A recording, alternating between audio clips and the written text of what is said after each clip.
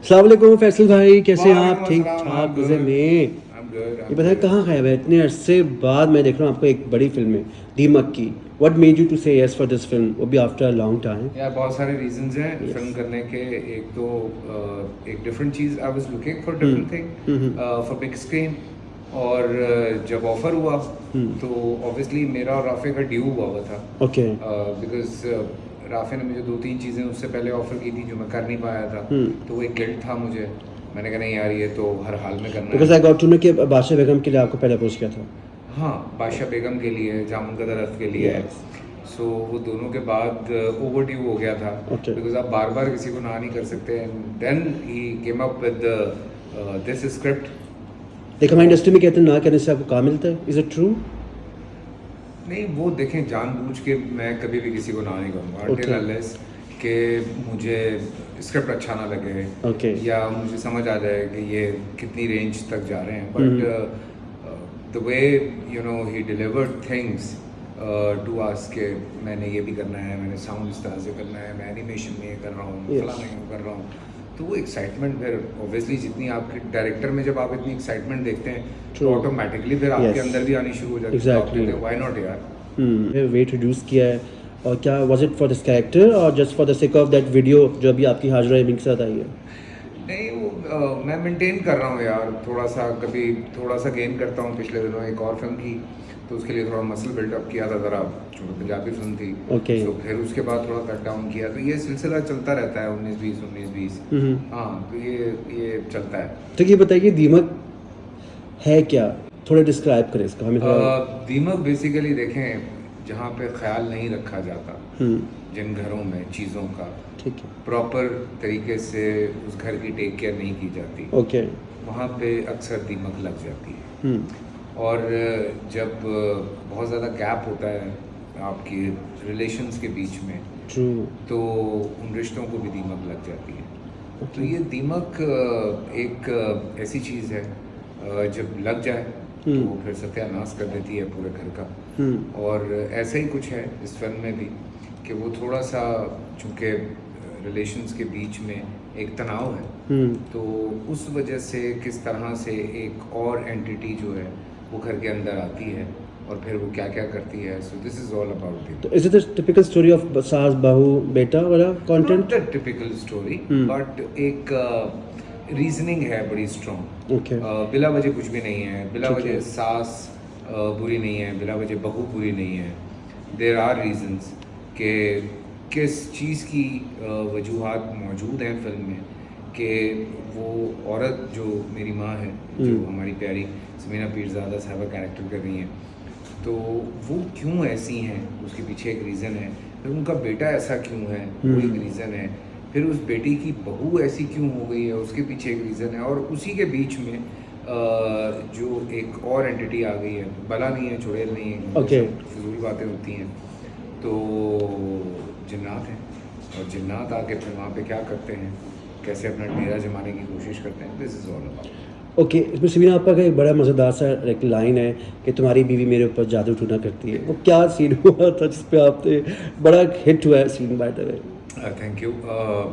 Actually जब आपके साथ कुछ ऐसा हो रहा होता है ना तो आपको वही शख्स सबसे ज़्यादा उस पर शक होता है जिसके साथ आपकी बनती नहीं है. तो कुछ ऐसा ही है वो भी Okay. कि उनको लगता है कि उनकी बहू जो है क्योंकि नॉर्मली ये मेरा नहीं कहना बनता लेकिन उस दिन समीना आपा भी यही कह रही थी कि बहुत सारी सासों को ये लगता है कि उनकी बहुएं उन पे है ना, जो है जैसे वो कोई जादू टूना जादू करती टोना है. कर रही हैं. ऐसा कुछ भी नहीं. तो ये जादू टूने वाली फिल्म नहीं है. It's just horror. Yes. Horror comedy और horror no no no proper. It's a very serious film. Genre बिल्कुल सीरियस है. सोशल ड्रामा है साथ में हॉरर है. कॉमेडी बिल्कुल नहीं है. बहुत सीरियस. मैं भी सीरियस मुंह बना लूँ. ओके. तो फैसल मुझे बताएं जब आपको ये रोल ऑफर हुआ था तो आपने पूरा स्क्रिप्ट पढ़ा होगा. तो कॉमेडी फिल्म हमारे यहाँ होती है या रोमांटिक फिल्म होती है. हॉरर फिल्में बहुत कम बनती हैं. पाकिस्तान में तो वैसी फिल्में बनना कम हो गई हैं. तो आपको क्या लगता है कि ईद पे हम लोग जब मैंने देखा ट्रेलर तो मुझे तो बहुत एक्साइटमेंट लगा. अब बहुत डिफरेंट लगा. मुझे कभी भी इतना खौफ नहीं आया देखने से, टू बी वेरी ऑनेस्ट. और वैसे भी हमारे पाकिस्तानी फिल्मों में हॉरर नहीं होता. तो आपको क्या लगता है? हॉरर होता है वो कॉमेडी हो जाती है. कॉमेडी हो जाता है. एग्जैक्टली.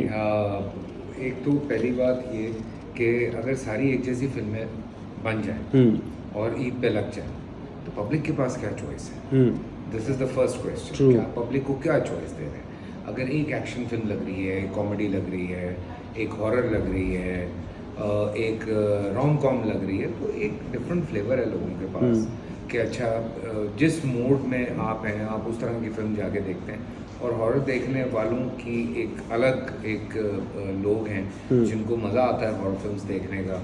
और हमारे साथ दूसरे ममालिक की दो और भी हॉरर फिल्म्स हैं जो रिलीज़ हो रही हैं। ओके फैसल भाई, डू यू बिलीव इन जिन चुड़ैलें ये एग्जिस्ट करती हैं? होती तो है, लेकिन do you believe in this supernatural power which is I only believe in जिन्नात बिकॉज जिन का जिक्र है कुरान पाक में, ऑब्वियसली उन पे पूरा यकीन है और वो होते हैं। बाकी भूत परे बदरुएँ उन पे कोई यकीन नहीं। मतलब you know I am one of those people जो रात को अकेले बैठ के हॉरर फिल्म्स देखते हैं। ओके सो मुझे नहीं लगता डर। मतलब मैं इंजॉय करता हूँ फिल्म्स को कि वो जो कुछ बोन चिलिंग सीन्स होते हैं, कुछ जो साउंड इफ़ेक्ट्स होते हैं उनको मैं इंजॉय ज़रूर करता हूँ, लेकिन आई ट्रूली बिलीव कि ये सब चीज़ें नहीं हैं। हाँ, जिन्नात का जिक्र है तो बेशक वो है।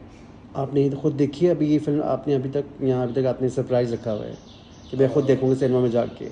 मैं सिनेमा में देखूँ। सिनेमा में देखेंगे तो डू बिलीव कि वाकई हॉरर फिल्म है? बिकॉज हमें तो लग रहा है कि बहुत एक्साइटमेंट है इस हवाले को, फिल्म को देख के, कि काफ़ी सारे मज़ेदार कैरेक्टर्स हैं। बुशरा अंसारी हैं इसमें, जावेद शेख साहब हैं, सोनिया हुसैन हैं, समन अंसारी हैं, और हमारे जो ऑन स्क्रीन राइटर्स हैं वो भी हैं, दोनों एक्ट कर रहे हैं इसमें। नबील भी एक्ट कर रहे हैं, शाहिद भाई भी एक्ट कर रहे हैं। सो और भी लोग हैं जिनको आप देख सकेंगे। बाकी इवेंट्स मज़े के हैं फिल्म में यार। जो शूट करते हुए मुझे जितना याद है हमने बड़ा इन्जॉय किया ड्यूरिंग शूट चीज़ों को, क्योंकि जो छोटे छोटे इवेंट्स थे उनको हम इन्जॉय कर रहे थे। तो बाकी लोग देख के मेरे ख्याल से ज़्यादा बेहतर फैसला कर सकते हैं उनको कितना मज़ा आता है फिल्म देख के। और फैसल भाई ये शूट कहाँ हुआ था? कराची में हुआ था? कराची में। हमारा पोर्शन सारा कराची में हुआ है जो फैमिली है। उसके अलावा इन्होंने एक पोर्शन शायद बलूचिस्तान में भी शूट किया। व्हेन दे साइन यू, तो आपको क्यों लगा कि मुझे ये फिल्म करनी चाहिए? एज आई सेड कि ऑब्वियसली आप देखें चीज़ें देख रहे होते हैं। मुझे पर्सनली भी ज़िंदगी में मेरे अगर आप ड्रामे भी देखें तो मेरी कोशिश होती है कि मैं डिफरेंट कैरेक्टर्स करूँ और डिफरेंट चीज़ें जो हैं वो आएँ ताकि लोग आपको अलग अलग तरीक़ों से गेज करें। हालांकि मुझे बहुत लोगों ने कहा कि यार तुम्हारा डांस होना चाहिए था, तुम पे गाना होना चाहिए था, रोमांस होना चाहिए था, बट हर फिल्म में नहीं होता। सो इसमें ऑब्वियसली एक बड़ा सीरियस सोबर कैरेक्टर है और वो किन चीज़ों से गुजर रहा है, किन चीज़ों की तकालीफ में वो है मुब्तला।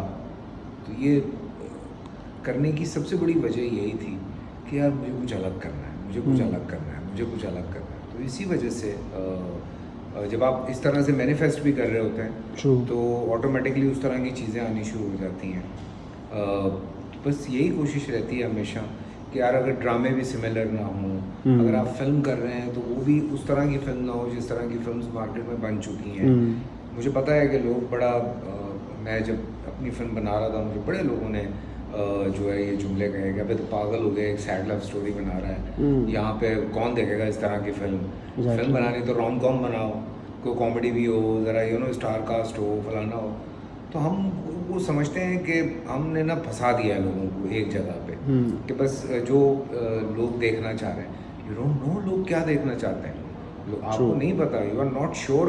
लोगों को भी तो टेस्ट चेंज करना होता है। Very true. तो मतलब ज़रूरी थोड़ी है कि लोग एक ही तरह की फिल्म देखते रहें, सारी फिल्में आ रही हैं सब एक तरह की हैं, तो ये नहीं हो सकता। लोगों को एक अलग जॉनरा भी देखना है, लोगों को फिल्म के अंदर भी डिफरेंट चीज़ें देखनी है, कहानी ज़रा सी मुख्तलिफ होनी चाहिए, तो लोग इन्जॉय करेंगे यार। Thank you so much Faisal भाई, आपका टाइम का बहुत शुक्रिया, and good luck to you and good luck for your film and the entire cast. Thank you so much.